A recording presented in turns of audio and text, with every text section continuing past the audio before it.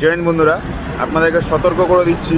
এক্ষুনি কিছুক্ষণ আগেই আমি একটা খুব বড় ক্ষতি হতে হতে বাঁচলাম, যেহেতু গলায় এর মাফলারটা গলার মধ্যে এই মাফলারটা ছিল বলে। আপনাদেরকেও বলছি যে বাইক চালানোর সময় কিন্তু অবশ্যই এইরকম গলায় মাফলার বা একটা কোনো মানে কাপড় বা কোনো কিছু যাই হোক যেটা পাবেন গলার মধ্যে কিন্তু জড়িয়ে রাখুন।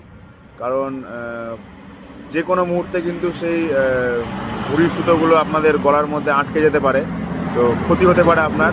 তো বড়সড় দুর্ঘটনা থেকে কিন্তু বাঁচবেন এই রকম মাফলার থাকাতে।